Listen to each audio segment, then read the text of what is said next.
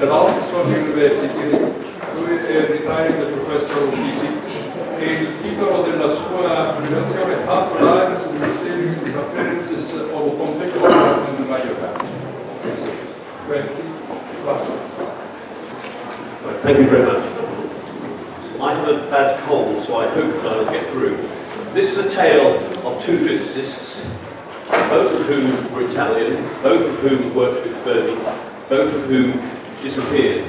First is Bruno Pontecorvo, who worked, especially in the second half of his life, on neutrinos, and the work that he did was part of what led to Nobel Prizes after his death for other people. What that is, we can discuss later if you wish to. The other, of course, is Majorana, who worked on the Majorana neutrino, and Fermi was so impressed by Majorana that Fermi categorized all physicists, some in the second division, few in the first division, which is where Fermi obviously puts himself. And then he said, there are the true magicians, like Newton, Galileo, and Majorana was one of these. And what I want to do is for you to bear that idea in your mind in the second half of my talk, because there are two mysteries here. One, the mystery of Pontecorvo, who disappeared through the Iron Curtain in 1950. And that mystery, at least, I solved to some extent, and it's in the book I wrote, Half-Life. The mystery of Majorana, however, is still unsolved. And somebody has made contact with me, and before I spent a lot of effort pursuing the sort of leads that this individual has raised, I wanted to ask people who know much more than I do, so that I can decide whether this is something that I should be doing or wasting my time. And things that you know, you can tell me. So the first half I hope will tell you, the second half you will tell me. So they were both members of the Vier Boys, and they were both significant in that they are not in this famous photograph. The reason why Pontecorvo is not in this famous photograph is because this was an era before selfies, and it was Pontecorvo who took the photograph. The reason Majorana was not in the photograph is because this, I believe, was taken during the period when he had sort of absented himself from almost everything. What I wanted to do is just to make a comment that Majorana, as has been mentioned in the previous talk, was very friendly and made great impact in discussions with John Carlo Wick. And that is something else I'm going to comment about as we go through. So my talk will be in two halves. No more. Okay. I'm still here. Wow. Oh, very good. That is not a good idea. It is not a good idea because this is right next to a laptop with a Wi-Fi connection. Anyway. So you'll be able to hear me anyway. So I called the book Half-Life because Pontecorvo's life was separated into two distinct halves. It was almost halfway through his life that he made the decision to leave what was then Western Europe and go over to what was then the Soviet Union. And the question for 80 years, 60 years has been, why did he do that? And what happened afterwards? Now, many people have suggested that Pontecorvo had been involved in espionage. I can say straight away, I've looked at every accessible paper that's in the MI5 and FBI records, and it is not possible to say one way or the other. There is no evidence that he was. However, there are extensive files that the FBI hold, and one is called Atomic Espionage, and it has the name Bruno Pontecorvo on it, and everything you want to know is in there. The bottom of this actually has a beautifully logically correct statement. All information contained here is unclassified. Seeing as there is no information contained there, by definition that is correct. So what is hiding in the dark? Who knows? A very brief resume for the point where we're going to go. I will not review the first part of Pontecorvo's life with Fermi. That has been talked about and has been talked about by others. He worked on a part of the Manhattan Project during the Second World War, not on the bomb, but in Canada, where they were developing a nuclear reactor. The significance of this is that after the war, he then moved to Harwell in England, which was designing the first reactors in the UK, and by chance, one of his colleagues at Harwell was Klaus Fuchs, who has become infamous as perhaps the most dangerous atomic spy of the 20th century. And in February 1950, Fuchs was exposed as having been a spy, was arrested and sent to jail. I should say straight away, the fact that Pontecorvo was working in the same laboratory as Fuchs is a total coincidence. They were in different areas. They had no real professional contact except occasionally in committees. There is no link whatsoever except for one, that by this stage, and for several years, Pontecorvo had been a member of the Communist Party and had kept that secret, obviously. When Fuchs was arrested, there was then a huge investigation about whether people working in atomic energy in Britain were communists or not. And I think that is what certainly worried Pontecorvo.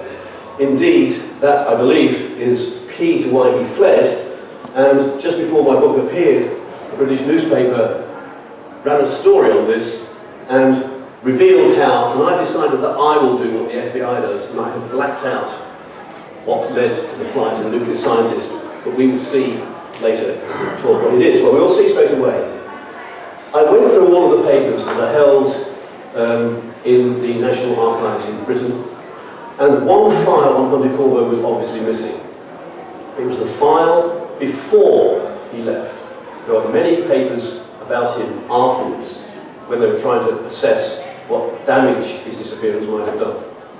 But in the papers beforehand, I found the last entry before his disappearance was a letter. You don't need to read this, it's just there on the screen, I will tell you what it is. It's a letter from the British Embassy in Washington, sent to the head of the security services in Britain about this scientist, Bruno Pontecorvo. And it turns out that the FBI has been asking questions about Pontecorvo, who is now working at Harwell, and the FBI is interested whether Pontecorvo is a member of the Communist Party now or whenever. So somehow Pontecorvo must have got to know about the FBI's interest in him. But this letter has been sent from the British Embassy in Washington to the head of the security services in Britain. So how can Pontecorvo have got to hear about that? Well, when you read the letter, there is one part in it which I highlight, which refers to the fact that the sender of this letter has discussed this with another person in the British Embassy, the man who is the local SIS representative, that's the Special Intelligence Services, or MI6. And that particular man at that time was this individual, Kim Philby. And anybody who knows the history of 20th century Machiavellian works knows that Kim Philby was perhaps the most dangerous of all double agents. He was a British person who was very high in the British civil service, who was tipped to become the head of the British intelligence services, and all the time he was working for Moscow. And a one-line summary of his biography is that I was paid by the British taxpayer to work for Moscow. Everything that came across his desk that he decided was possibly relevant, he passed that information on to his contacts.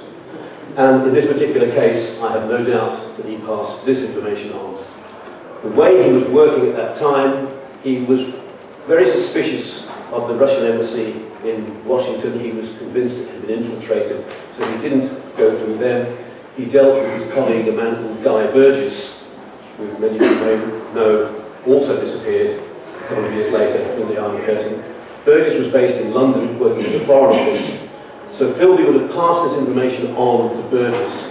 Burgess would have notified the Soviet embassy in London. The Soviet embassy in London would have notified Moscow, who then would try to make contact with Pontecorvo, by which time Pontecorvo and his family were on a 6-week camping holiday. And the rest, as they say, is history. The message got to Pontecorvo, he panicked, he went to the Soviet Union for the rest of his life.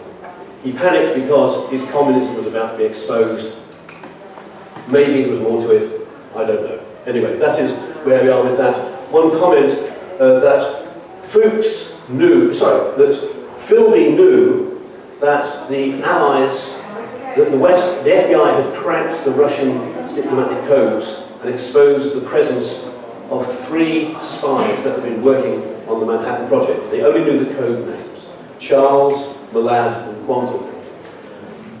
Charles had been identified as Klaus Fuchs. That is what had led to Fuchs' arrest. And it's on the record that Philby tried to tip off the Russians about that, but too late.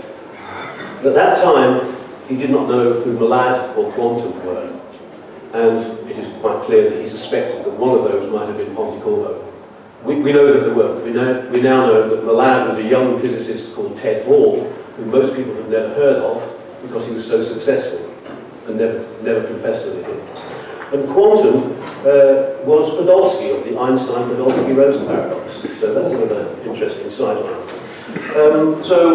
Ponty and his family spent the rest of their life in the Soviet Union. I just showed this photograph of him in the last year of his life. He developed Parkinson's disease. Here he is doing one of his famous tricks. Even with Parkinson's disease, the shaking would stop when he tried to balance his walking cane on his foot. This photograph was taken at in Sicily at the Ettore Majorana Centre, and that is my obvious link to Majorana. So I've told you about Pontecorvo. You're welcome to ask me questions about that story afterwards. I'm now going to tell you something that I do not know about, and I'm sure there are people here who know much more than I do. And so I've come here actually on a very selfish mission, that I want to decide whether this is something that I should be spending my next year or two investigating, or whether some information that I've been given is a complete, as we say in English, red herring. So the second half of my talk is about what I call the enigmatic genius, Ettore Majorana, whose life also, well, I can at least divide the years into 2. The first set is 1906 to 1938, the period when certainly he was alive, and the next period is from 1938 to question mark, and whether he was still alive and was in hiding in Buenos Aires or somewhere, or whether he committed suicide or been murdered, well, only he ever knew for sure. So I'm not going to say anything at all about his suicide. That has been discussed a great deal by many, and there's nothing that I indeed have to add on that. I'm interested, though, in the other 2 possibilities. The first, the one about his disappearance, the question whether or not this individual on the right-hand side, photographed in Buenos Aires around 1950, is or is not Majorana. I'm sure that somebody has put that on a face recognition characteristic in Google and decided whether it is or isn't. I don't care one way or the other. What is interesting to me is this. One of the theories, if it's a theory, was that Majorana panicked when he, quote, realized that the nuclear fission was going to lead to a terrible weapon and that he was going to have to work on it, and he wanted not to do that, and so he dropped out. And the standard, obvious response to that is that cannot possibly be true, because Majorana appeared in March 1938, fission was not discovered until December 38, chain reactions weren't discovered until 39, the importance of uranium-235 until 1940. All those interesting things happened after Majorana had disappeared. Therefore, there can be no possible correlation. Which is true. But what then intrigued me, accidentally, I was in New York talking with Jeremy Bernstein, who's a famous nuclear physicist and historian, in a completely different context. And he said, you know, when fission was first discovered, he said it was discovered in 1920 by Rutherford's colleagues. The first example of fission is when a proton hits lithium and splits it into 2 alpha particles. And that is indeed been known since 1920. And it was that process, apparently, which inspired Szilard, the man who came up with the idea of a chain reaction. That if you replace the proton by a neutron, then the final products are an alpha particle, a triton, and a neutron. So you get a neutron back. Now don't get excited. The energy of that neutron is almost nothing, so it will not do anything for you. That's the end of it. But that is the thing that directed Szilard's mind towards the idea of chain reaction in the light elements. Now I want to think about this from Majorana's perspective. And remember that Majorana is one of the magicians, like Newton and Galileo. And he's also a great friend and colleague of Giancarlo Wick. The significance of those two things, I hope, will now become clear. As students in nuclear physics, we learn what's called the semi-empirical mass formula. It's a formula that tells you how the binding energy of nuclei change as you go across the periodic table. And it's one of these classic things. Everybody teaches it. It's as if it was found on the tablets. Who actually created it? It turns out that the classical terms in the semi-empirical mass formula were due to Giancarlo Wick in 1934, the year after Majorana came back from Heisenberg's, and about the time when Majorana dropped out of physics for 3 years. And today, once you know the semi-empirical mass formula, you can give a first-year student the problem of show them the neutron hitting lithium, giving a soft neutron at the end, and ask them, what would you expect to happen if I go to the other end of the periodic table? And it is straightforward. You don't have to be a genius. You give it to first-year students who even fail the course. They should get this one right. But what happens if you go to the high end, and you will then see that because you need more and more neutrons to stabilize the nuclei, you will split into neutron-rich things and produce neutrons with energy, which was experimentally discovered in 1938. And one of the bizarre things is that even when it was experimentally discovered, it wasn't immediately obvious to everybody. But I'm going to suggest that, is it possible that Giancarlo Wick, having been creating the semi-empirical mass formula, talking with Majorana, who is a magician, could at least see that the fission which had been seen with light elements and was useless, if you applied it to very heavy elements, could, in possibility, create energetic neutrons which could lead to really interesting chain reactions. That does not prove that it will happen. The idea that you're going to have to use uranium-235 and all the other things, that's fine. I'm just taking that first step. Is it obvious that it couldn't have happened? The other story, and this is the one that is disturbing me because somebody who's made a contact with me, was he eliminated by the fascist security services? Indeed, was Fermi and his group consulted about national security? I'm trying to establish the facts. It does seem to be established that during the time of the Spanish Civil War, the Italians purchased an Enigma coding machine from Germany. The claim, and I'm trying to find out how to establish this one way or the other, is that also Urbino was the person who was involved with that purchase. It at least makes some possibility sense. If indeed that is what happened, then I would imagine that what could well happen next, which is what my informant is claiming, and I don't know on what information that is based, that Fermi at least was consulted. After all, you've got this piece of equipment, you need to understand how it works. Is it reliable? Do we need to make an investment in this or not? Every major country at that time used its leading scientists in dealing with questions such as this. Why should Italy be any different? So was indeed Fermi consulted? And if so, what did he do with it? That we will never know. If Fermi was consulted, then it is quite plausible that he would ask Majorana, who is the magician. We do know that the Poles had one of these machines, and a Polish mathematician, in the space of a month or so, had analysed and realised that the machine was flawed. The Poles kept that secret, and that was eventually led to the work of Bletchley Park in the Second World War. I would imagine that if Majorana had been given this challenge, he's a magician, he would at least have made the same amount of progress as the Polish mathematician and realised that the Enigma machine, as it existed then, was flawed. I will just come back to that in 2 slides at the end of the talk. One other thing that we do know is that Majorana certainly had an interest in military things, because among his papers there are a couple of sheets which are not very legible to you, but in which he is calculating the strengths of the navies of Italy, the United Kingdom, United States, Japan, Germany. And I'll just enlarge one of these. It's not very visible, but well, it's totally invisible. But there are numbers down the side here. These are the names of the different classes of battleship.